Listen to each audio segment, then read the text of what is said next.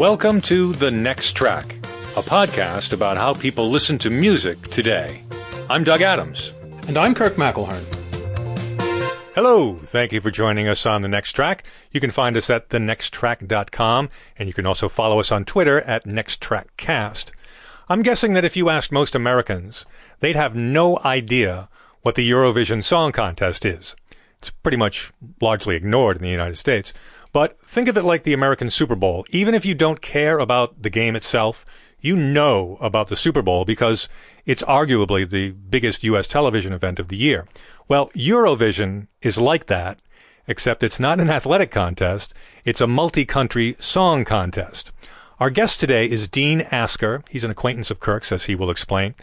Dean is a Eurovision fan, and for our purposes, a Eurovision expert. Dean, thanks for joining us today. Thank you for having me. I got to know Dean some years ago. He works as a press officer at the Royal Shakespeare Company, which is my local theater and that I've mentioned on the show many times.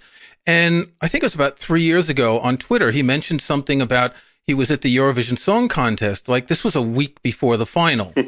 And I replied, "Are you a judge or something?" He says, "No, I'm a fan. I go there every year." This is going to be your 23rd year. Is that correct? That's right. I went to my first contest in 1995. I missed out 1999, but apart from that, I've been to every contest since then. And so for all our American listeners who don't know about the Eurovision Song Contest, we're going to try and explain the history and the concept of it. Hold on to your seats because this is something that you would never get in this form in the United States. So you have traveled essentially all around Europe to go to these events, and you don't just go for the final. There's a whole process of about 10 days, isn't there, with semifinals and rehearsals? Absolutely. I mean, already it takes about 2 weeks, the rehearsals. So this year, the rehearsals started on Sunday, the 29th of April, and they take 2 weeks. It's a much bigger event than it used to be. It's got 2 semifinals now because there are so many countries that want to take part, so they have to whittle the numbers down to a more manageable 26 countries for the final on Saturday, the 12th of May. So it starts with 43 countries and it gets down to 26. We're recording this on April 30th because you're leaving on Wednesday. And I guess you can't leave until Wednesday because Tuesday is press night of Romeo and Juliet, which is what they call opening night in the U.S. Is that correct? Yes, we do have our press night for Romeo and Juliet on that day. I probably could have gone. I mean, I've got friends who are already out there or who've been there about 3 or 4 days already. So I have been for the full duration of 2 weeks, but it's quite a slog. And it's quite expensive if you decide to spend that long. In some countries, I was in Norway one year, and spending 2 weeks in Norway was incredibly expensive. Where is it this year, by the way? It's in Lisbon, in Portugal. It's the first time that Portugal has ever won. They were the country that had participated the most without a win. And when they won last year, fans and obviously people from Portugal were very, very pleased. Because you get to go to a country that you may never have been to. Yeah, certainly for me. I mean, it has shown me parts of Europe that I would probably have never been to. I mean, I've actually never been to Lisbon or Portugal, so I'm very much looking forward to that. But I've been to, Baku in Azerbaijan and Kiev twice in Ukraine. I've been to Moscow, Tallinn in Estonia, Riga in Latvia. I could go on. So it's a great way of seeing parts of Europe. And of course, it's not just Europe that takes part. Israel takes part. Australia takes part as well. So I was going to ask about that. What is this with Australia? And if they won, so the contest is held in the country that won the previous year. Yeah. So it's in Portugal this year because a Portuguese singer won last year. If Australia were to win, would they hold it in Australia? No, they wouldn't, because it would be too difficult, because it would have to start at 4 o'clock in the morning. But moreover, it would be incredibly expensive to take all the participants to Sydney. I guess it would be Sydney. So if Australia were to win, and they came very close a couple of years ago, it would be opened up to all the other participants to make a bid. My guess is it would be somewhere like probably Germany, to be honest, probably Berlin, somewhere like that. Because I think when Australia first took part 3 years ago, that's their 4th participation this year, that question was kind of dealt with quite quickly. Yeah. Didn't they come in second once?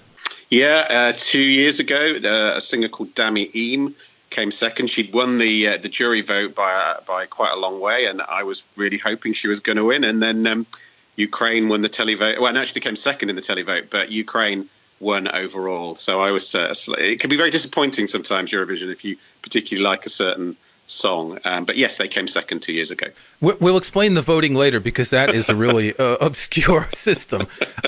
Can you just give us a brief overview of the history of the Eurovision contest? Yeah, it kind of originated out of a contest that still goes on in Italy called the Sanremo Festival. And that's a very highly regarded contest in Italy where Italian singers sing new songs. And in 1956, the first Eurovision took place in Lugano in Switzerland with a very small number of countries. The UK wasn't part of it that year. I think it was 7. Yeah, I think it was.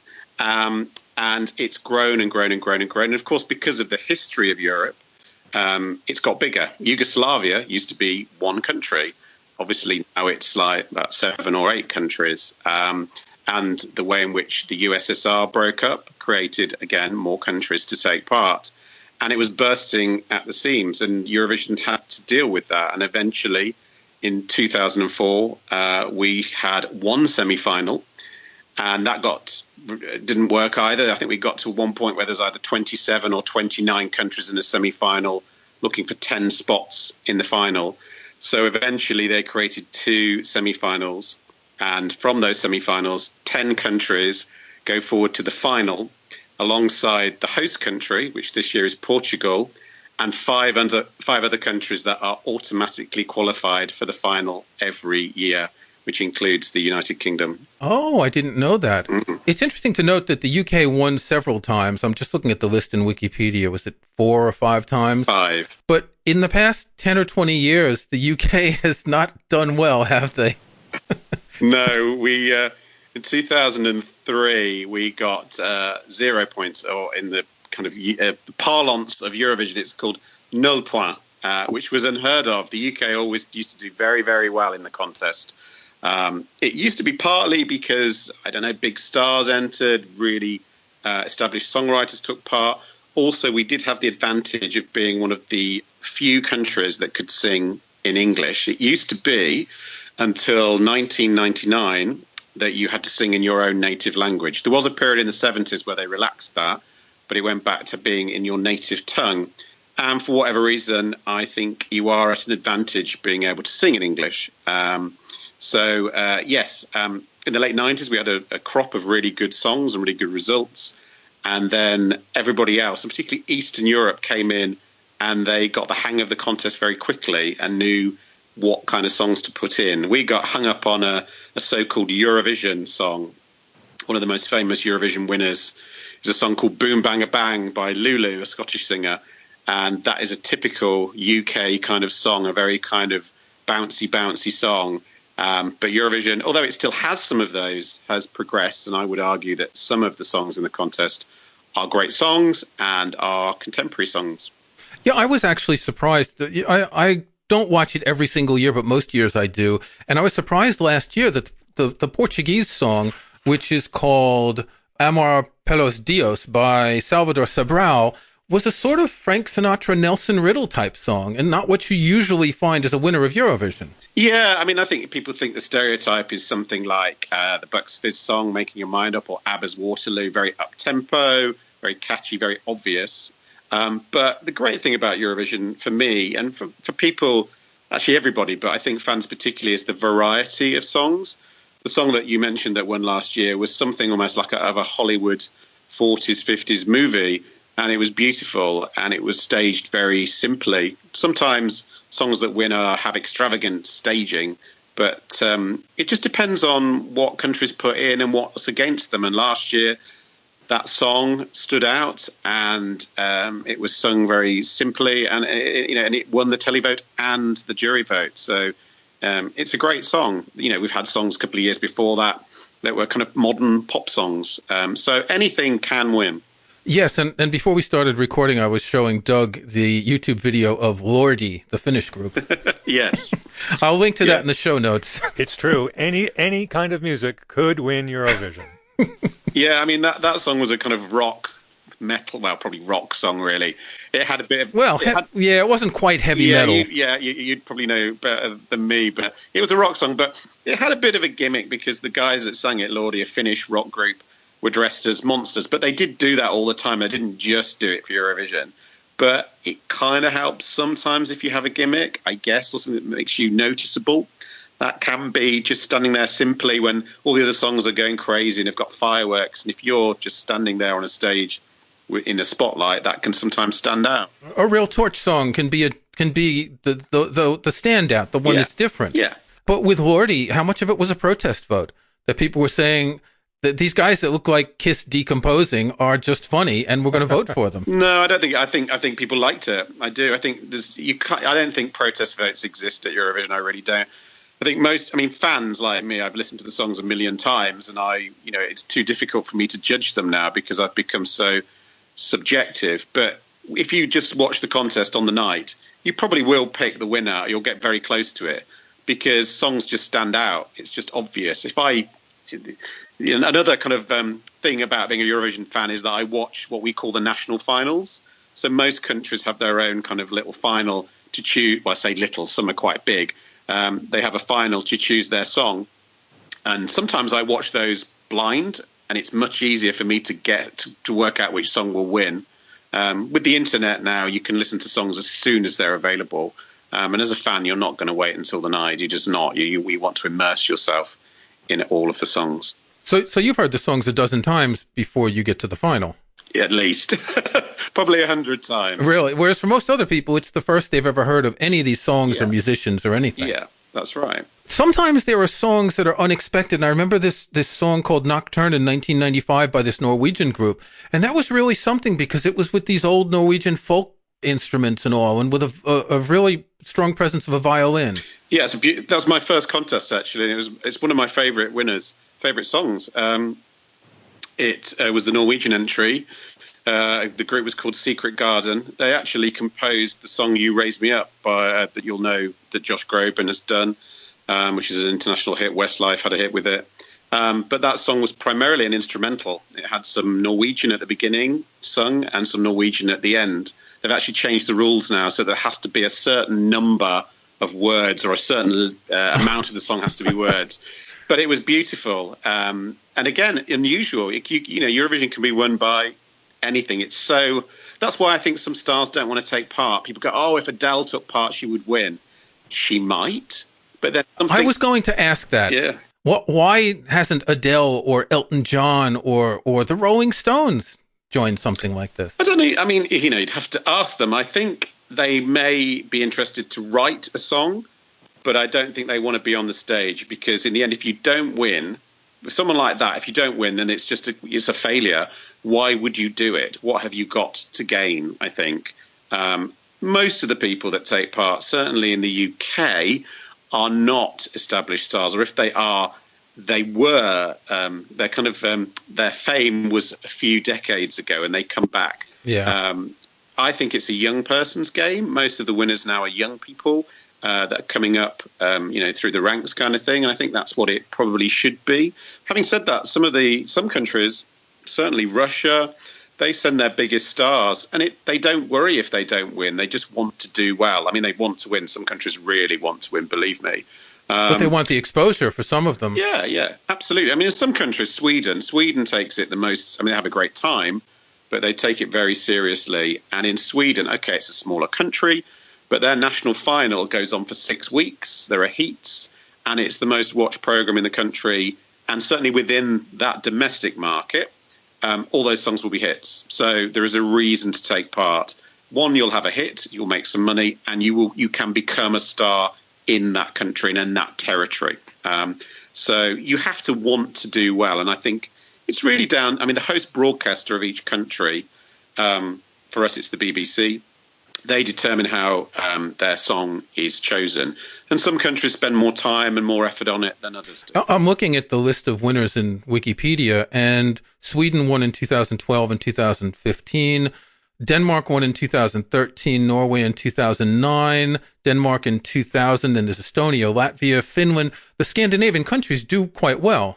Yeah, those Nordic countries do very well. I mean, Sweden particularly loves the contest. And of course, the most famous winner ever, ABBA's Waterloo, comes from Sweden. And I think, maybe their love affair with it began then. I mean, I know some Swedish people, and they say, in the winter in Sweden, there's nothing else to do. So, they get behind watching this program, and the whole country, is they're just obsessed with their entry. They have 28 songs that are whittled down, and then there's a massive final in a big, massive arena, and it seats about 40,000 people. It's so popular over there. But yeah, also what's interesting, I think sometimes is there's a level playing field that very, very small countries can win. And I know when Estonia won in 2001, it was incredibly important to them because it was a way of saying, we're Estonia, we are not part of the USSR, or we're not Russia. So some countries do use it a way of kind of making a point about who they are. And not just small countries like Estonia, but Sweden, similarly, they want to kind of portray an image of themselves as being tolerant and diverse. I think they are, but that's what they are keen to show when they produce the program. I lived in France for a very long time after the period that France won, because they haven't won in a long time. And I guess they're one of the two big countries that ends up at the bottom of the list at the end of the night, along with the UK a lot these days, aren't they? As we mentioned earlier, there are certain countries that are pre-qualified that don't have to go through the semi-finals, and they are Italy, Germany, France, Spain, and the UK. So they're at a disadvantage already because their songs haven't been heard. But the songs that qualify from the semi-finals are going to be hopefully quite good because they've already been whittled down. So, yes, actually, to be fair to France, they are, over the last couple of years, they have tried very hard. And a couple of years ago, I think they came 6th or 7th. And last year, I think they came 10th, something like that. And they've got a fantastic song this year. It's my favourite song. So they're really trying a lot harder. Spain find it hard to do well. A lot of people favour their song this year. I'm not so sure about it myself. Germany won the contest back in 2010. But at the time, there was a kind of Svengali kind of character that was looking after their national final who really cared about it. And I think they've kind of he doesn't do it anymore. So sometimes it needs someone behind it to make it work, really, to kind of go, no, we need a modern song. Don't give me any of this old-fashioned rubbish. Let's have something modern and fresh. But, the UK, we have struggled. We've certainly struggled over the past, 15 years probably. Yeah, and I noticed that, interestingly, and this seems to be the only time this happened, 1992, 1993, and 94, Ireland won 3 times in a row. Is that the only time anyone's won more than twice in a row? That's correct, yeah. There were a couple of instances where people won twice consecutive. For example, Israel won in 1978 and 1979. But yeah, Ireland, there was a kind of standing joke in Ireland they was going to bankrupt the country. So they won in 92, 93, 94 and in 1996. So, it was a way of... Bankrupt because it costs a lot to put this event on. Yeah, it does. Some of the money comes from the people that take part. There's no doubt about that.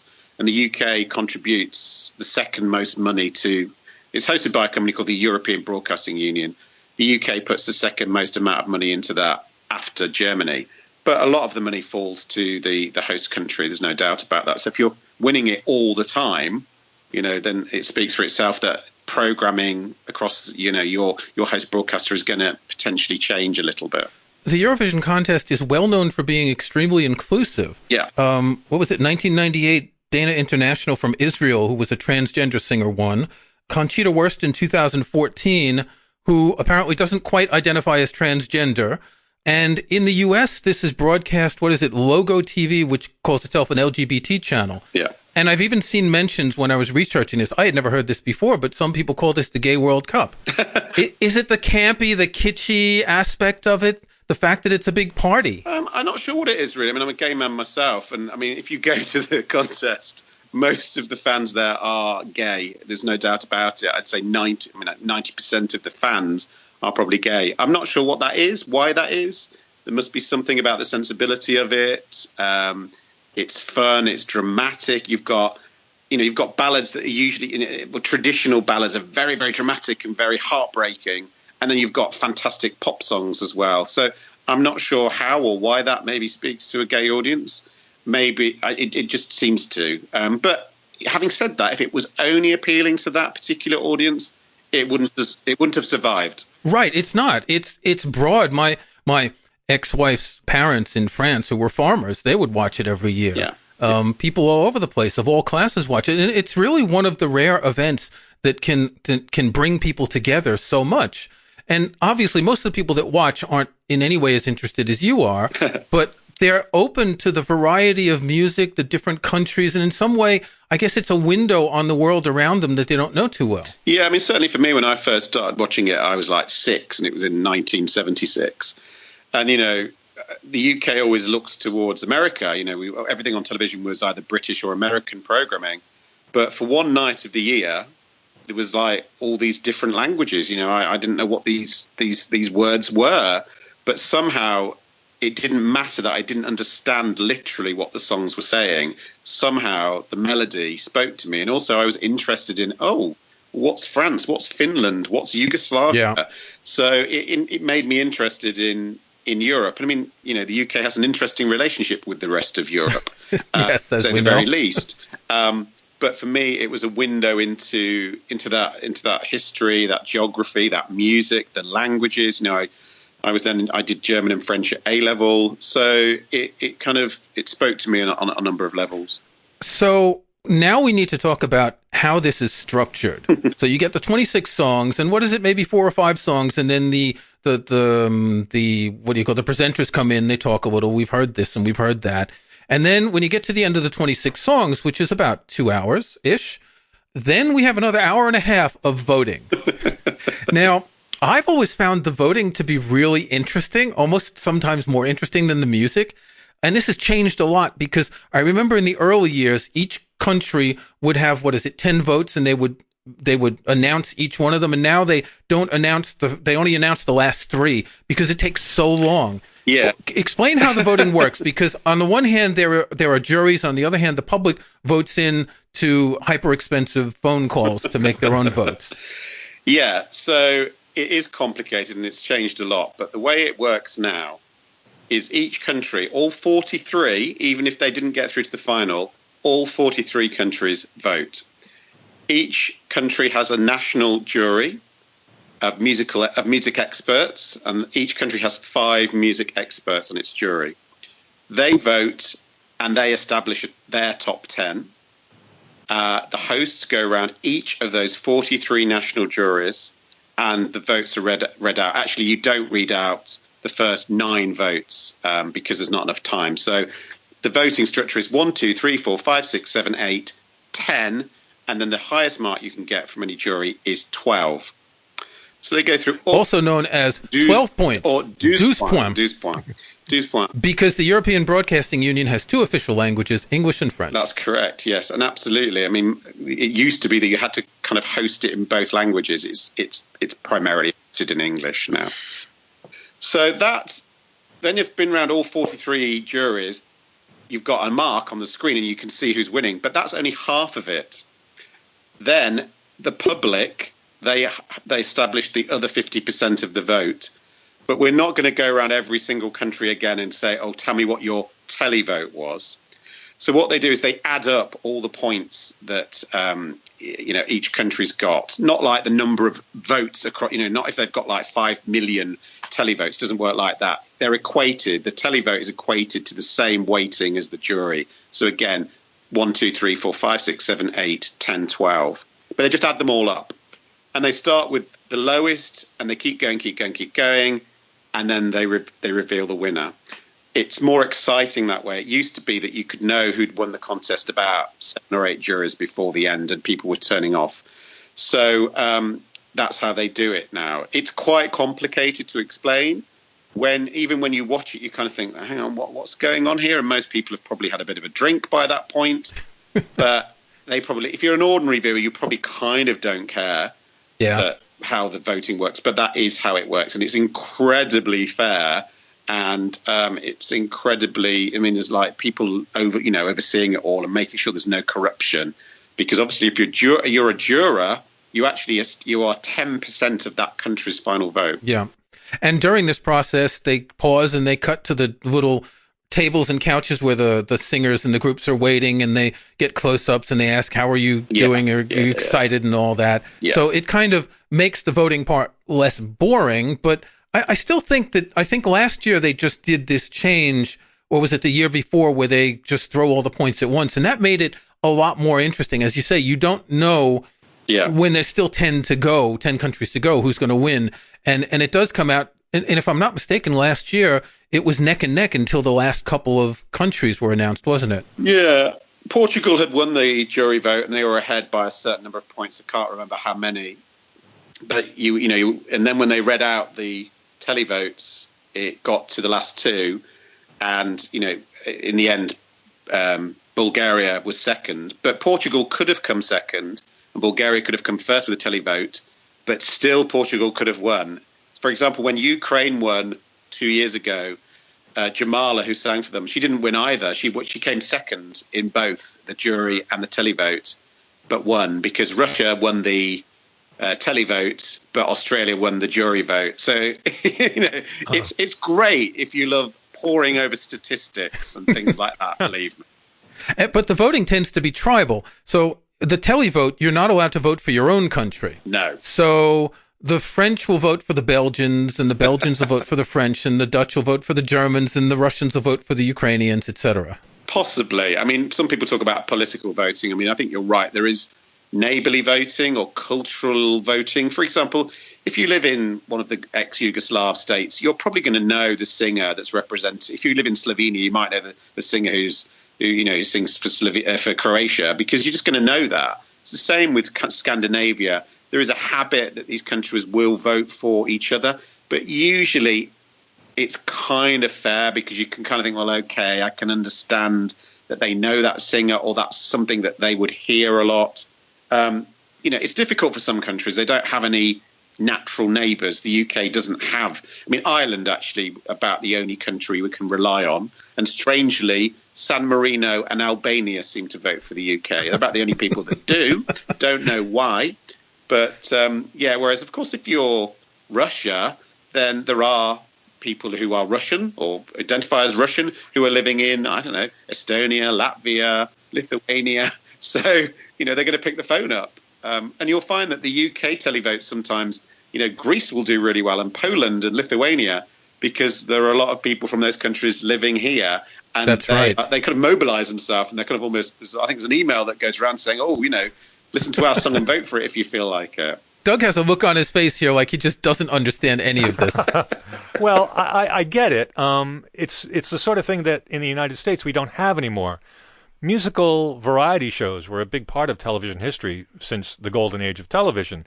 And in fact, right up into the 70s and 80s, we had musical comedy shows and musical variety shows. Where we would have singers and comedians and magicians and all that. Exactly. But with the exception of these reality show singing contests, American Idol, The Voice, America's Got Talent, we don't really have the musical variety show that we used to. And here the Eurovision contest is keeping musical variety alive, at least in Europe.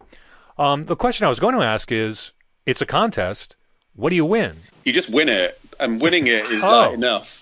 Thought there'd be a cash prize or something. You would hope that you would have a hit with it and it would start your career or continue. It doesn't necessarily do that. I mean, in most cases, most people afterwards, certainly in this country, the UK, you don't hear of those singers again.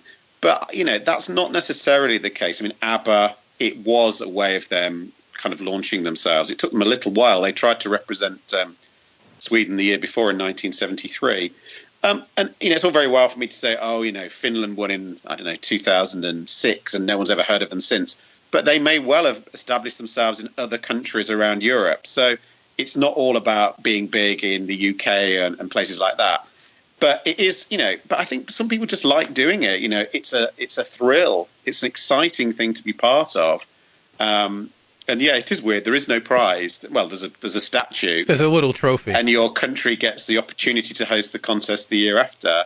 And you've always got that. I mean, some people think, Sandy Shaw won it in 1967 for the UK, and for a long time thought it was a curse because she'd been pigeonholed in a certain way. A Eurovision winner, people think the songs are a bit tacky and a bit naff. I would disagree with that to some extent. So it can be a bit of a problem for some people, but not so much now, I don't think, because the variety of music, because it used to be an orchestra. You had to have an orchestra until 1998. Of course, that meant that certain songs just would not work because they need a backing track. So now it's just backing tracks, and that means that a wider variety of music can be heard, which makes it more contemporary. You mentioned on Twitter this morning that it's the 30th anniversary of Celine Dion winning for Switzerland. Yeah. So there are a couple of big careers that were launched, and you also mentioned later by email that Riverdance was first presented during the interval between the singing and the voting. And that's become quite a phenomenon. Yeah, absolutely. I mean, Celine Dion represented Switzerland, of all places, in 1988, won by 1 point. Well, she's Swiss, isn't she? She's Swiss. Well, no, she's Swiss-Canadian. She's, French-Canadian, I guess. And Riverdance was the interval act. Each country has to kind of find, whilst people are voting, there has to be something happening. A couple of years ago, Justin Timberlake was the interval act, which was great, actually. Yeah, that's right. And that made perfect sense because actually there's millions and millions of people across Europe watching this. Why would you not want to be the interval act and think, oh, well, they might go out and buy my record? Yeah. But a lot of the time, that interval act used to be a way of presenting something about your country. And of course, Riverdance was very, very obviously Irish and became a phenomenon.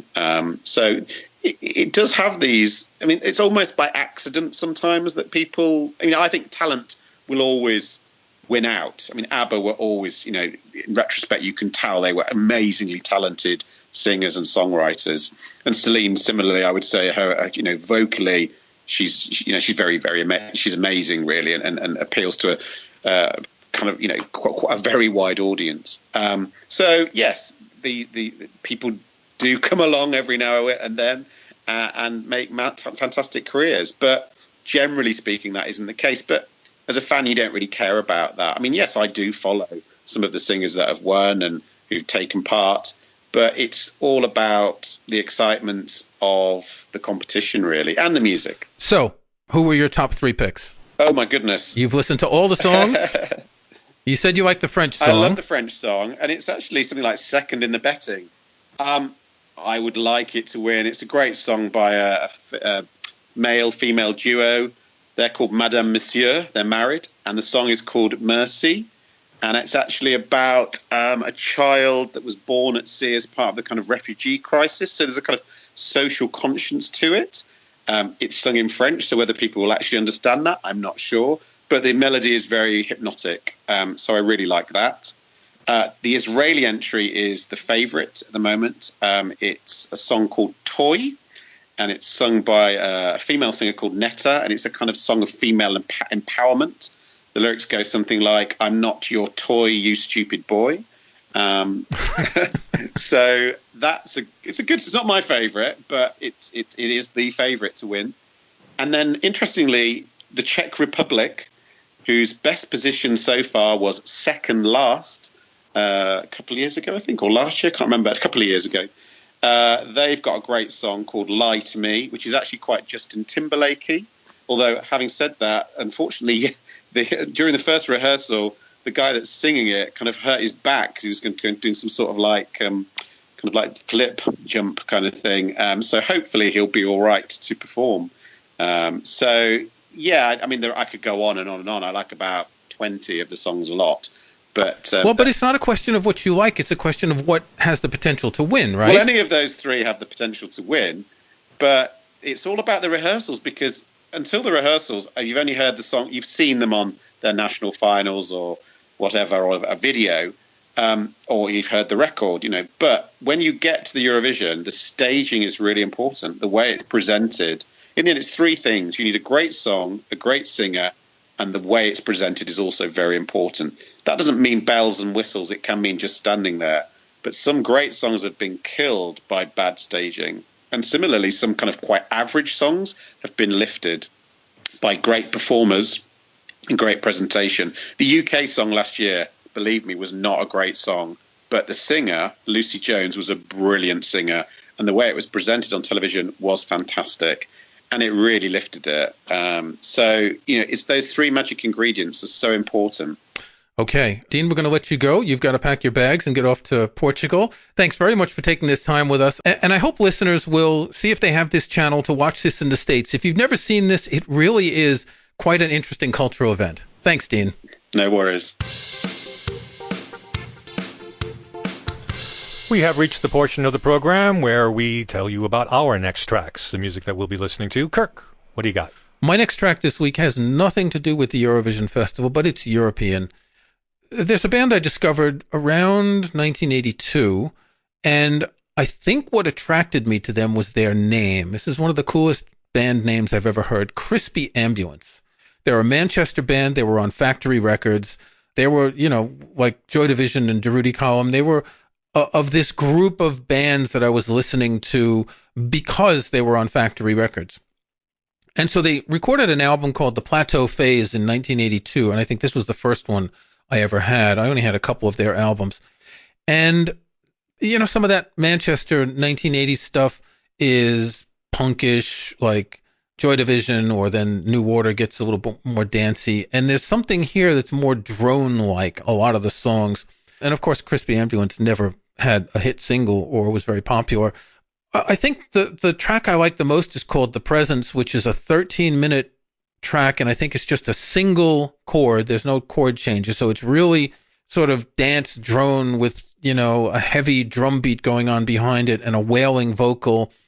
And this kind of crossed my mind today because I haven't listened to this in a long time, but this is a record that got a lot of play. Doug, last week you mentioned this album, Polyrock. This is from about the same period.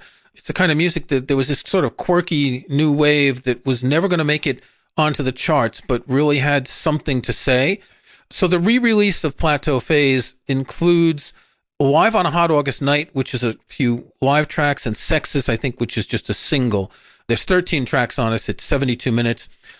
Check it out. It's a strange record, and, it's probably a band that could have gone a lot further. I'm looking on Apple Music, and they did release a number of records, and they released something even in the 2000s. So they didn't disappear, but it's just a band that never had a great popularity. So it's Crispy Ambulance, The Plateau Phase. Doug, what's your pick this week? I haven't been listening to a lot of music recently, so like you, I quickly looked for something I haven't listened to in a while, and Pete Townshend's Empty Glass caught my eye.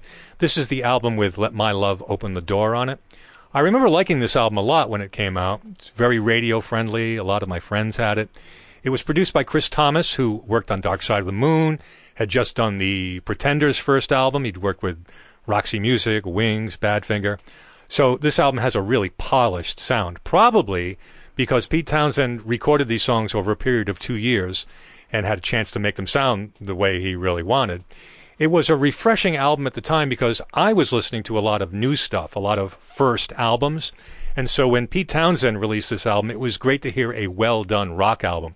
I'm a fan of Pete Townshend, but not all of his solo stuff is as consistent as this album. Plus, he tends to get a little convoluted. Even on this album, he dedicates the opening song, Rough Boys, to his kids and to the Sex Pistols. Gives you something to think about. But this album, you can listen to it all the way through, and I think really enjoy it. A lot of people, critics, and even Roger Daltrey complained that this album should have been a Who album, particularly when the Fair to Middling Face Dances came out in 1981. So I mentioned Rough Boys. It also has A Little Is Enough, Gonna Get You, Jules and Jim. I like all these songs. I'm going to listen to it again. Pete Townshend, Empty Glass, is my next track. This has been The Next Track, a podcast about how people listen to music today. You can find show notes and links to some of the things we talked about in this and other episodes at thenexttrack.com.